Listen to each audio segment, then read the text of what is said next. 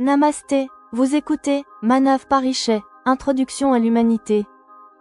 Dans l'épisode précédent, nous avons vu l'échec du poignard de la vengeance.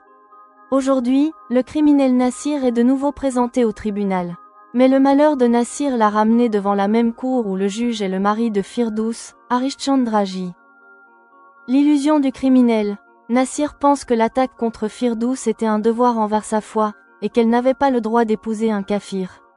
Il planifie maintenant un pseudo-mariage, se faisant passer pour Yogesh, pour se venger. Le dilemme du juge, Harishchandraji est triste. Il pense à confier cette affaire à un autre juge, car ce n'est plus seulement loi contre crime, mais c'est devenu communauté contre communauté, homme contre femme, et surtout, humanité contre bestialité.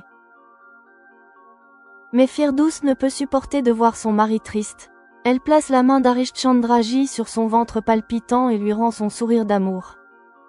Firdous, avec son expérience et sa logique, explique à Harishchandra. La suprématie de la justice que vous rendrez sur cela, se révélera la plus supérieure sur la balance de la justice. Pourquoi? Parce qu'Harishchandra voit le mal et l'individu séparément. Vous entendrez la véritable philosophie de la justice du juge Harishchandra. Il explique. Le but de la punition est que la tendance criminelle du coupable change. Nassir a un bandeau si épais sur les yeux qu'il ne voit même pas l'intérêt de sa propre famille. Harishchandraji fait l'éloge ouvertement de son épouse. Vous êtes devenue une telle inspiration pour moi. C'est pourquoi on dit que, derrière tout homme qui réussit, il y a certainement une femme. Enfin, qu'a dit Firdous aux yeux de biche à son mari? Comment a-t-elle décrit l'expérience de sa vie sans but qui est devenue significative?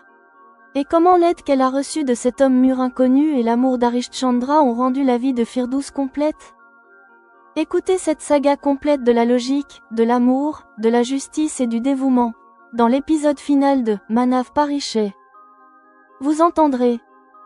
Épisode 7, le dilemme du juge et l'achèvement de l'amour.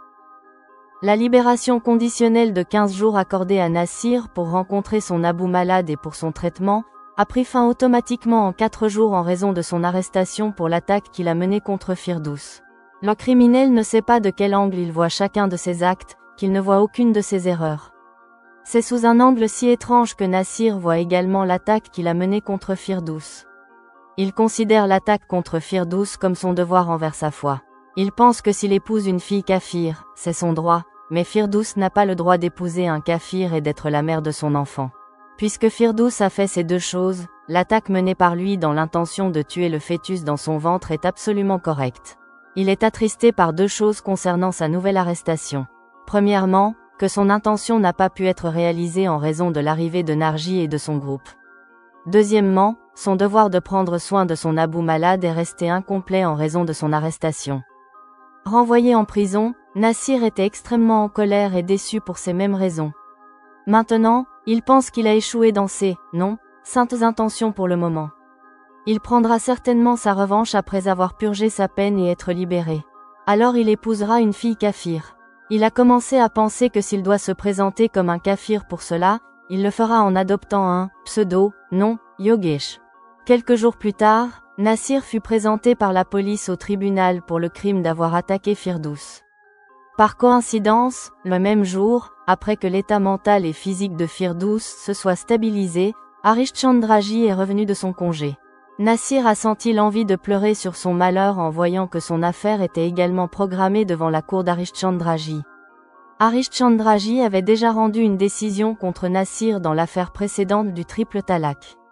Et maintenant Harishchandra est aussi le mari de Firdous.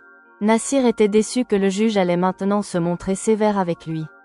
Le juge, après avoir entendu l'acte d'accusation présenté, a donné la prochaine date 3 semaines plus tard. Après son retour du tribunal cette nuit-là, Harishchandraji était plus silencieux que d'habitude, et contrairement à sa nature, semblait perdu dans ses pensées. Firdous a reconnu la raison de cela. Le matin, Firdous avait vérifié en ligne sur le portail et avait vu que l'affaire concernant l'attaque de Nassir contre elle était prévue devant Harishchandraji. Firdous pensa qu'Harishchandraji avait dû trouver désagréable de revoir Nassir devant lui. Alors Firdous a pensé à un moyen pour améliorer l'état mental de son mari. Firdous est allé se tenir devant Harishchandraji. Firdous a pris sa main et l'a posée sur son ventre et a dit « Regardez, votre bébé est devenu encore plus vif que vous. Comme il saute et s'agite, en plein dans le ventre. Harishchandraji a alors dit en riant, Firdous. Celui-là tient de vous. Firdous ne voulait voir que ce rire d'Harishchandraji. Maintenant elle en vint au sujet principal. Elle a demandé, vous semblez un peu préoccupé aujourd'hui. S'est-il passé quelque chose de spécial au tribunal? Harishchandra a répondu, quelque chose s'est passé mais je ne veux pas vous le dire. Firdous a montré un peu d'émotion et a dit, non, vous devez me le dire, je veux savoir. Alors Harishchandra lui a dit, l'audience de l'affaire concernant l'attaque contre vous est prévue devant moi. Je pense exprimer ma réticence et la faire transférer à la cour d'un autre juge. Firdous a demandé, pourquoi voulez-vous cela? Harishchandra a dit, cette affaire est directement liée à moi, et de plus, puisque Nassir m'a appelé kafir, elle est devenue une communauté contre une autre communauté. Firdous a dit, oui, vous avez raison. Ces gens comme Nassir eux-mêmes épousent des filles de n'importe quelle communauté, mais ne peuvent tolérer que même leurs propres femmes rejetées se marient dans une autre communauté. Ils sont prêts à faire couler le sang. Étant donné que l'affaire est ainsi, elle est également devenue homme contre femme. Harishchandra a dit, je la regarde aussi d'un autre point de vue. Firdous a demandé, lequel? Harishchandra a répondu, la bestialité est actuellement montée en lui. Il a tenté de tuer un fœtus innocent, qui, l'enfant à naître, ne lui a fait aucun mal. Qui est complètement innocent. De ce point de vue, l'affaire est devenue humanité contre bestialité. Le jugement sur cette affaire a éveillé la curiosité de deux communautés. En raison de tous ces facteurs, moi, en tant que juge de session métropolitain, je ne me considère pas apte à présider cette affaire, donc je veux éviter de l'entendre. Firdous a dit, quelle que soit votre préférence, mais basée sur mon expérience avec vous, je peux dire que la justice que vous rendrez à ce sujet se révélera la plus supérieure sur la balance de la justice. Harishchandraji a demandé, pourquoi une telle confiance en moi, donc? Firdous a dit, ce jour-là, moi, en colère, je disais qu'appeler cet homme, Nassir, un humain était une insulte à l'humanité, alors que vous étiez relativement calme. Je ne vous ai jamais vu en colère. Vous avez une vision merveilleuse pour voir toutes les facettes, ce qui est attendu d'un juge supérieur. Vous voyez l'individu et le mal comme deux choses distinctes. Pour cette raison, la justice que vous rendez dans n'importe quelle affaire est complète. Harishchandraji a regardé Firdous avec un mélange d'étonnement et d'admiration, puis a dit, parfois, j'ai l'impression que ce que je ne sais pas sur moi-même, vous le savez. Firdous a rougi à ce compliment. Elle a baissé ses paupières. Harishchandra est alors passé de juge à mari. Il a embrassé tour à tour les paupières baissées de Firdous. Puis, protégeant son ventre arrondi, Firdous a enlacé son mari. Ils ont profité du plaisir de l'étreinte pendant quelques minutes. Puis Harishchandra a poursuivi la conversation, disant « Firdous, ce pays est le nôtre. Dans un tel cas, en tant que citoyen, ce n'est pas une bonne chose pour nous de compliquer le problème social par l'agitation. Je ne suis pas seulement un citoyen mais une personne occupant une position de responsabilité. Je dois agir en tenant compte de tous les aspects et des circonstances. Le but de la vraie justice n'est pas seulement de punir, mais le but de la punition est que la tendance criminelle du coupable change. » Firdous écoutait les paroles de son mari comme si elle était envoûtée. Voyant cela, Harishchandra continua avec enthousiasme, « Vous avez vu, Nassir a un bandeau si épais de fondamentalisme, idée, sur les yeux qu'il ne peut pas voir comment il doit se comporter et quelles actions il doit entreprendre, non seulement pour le bien de la société mais même pour le bien de sa propre famille.